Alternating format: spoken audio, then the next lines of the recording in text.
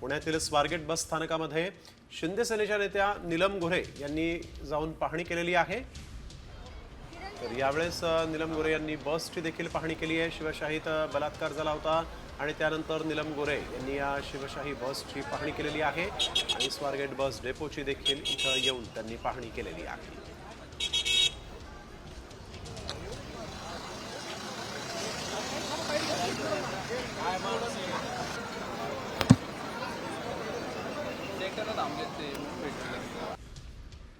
पुण्यातील स्वारगेट बस स्थानकामध्ये शिंदे सेनेच्या नेत्या नीलम गोऱ्हे यांनी जाऊन पाहणी केलेली आहे।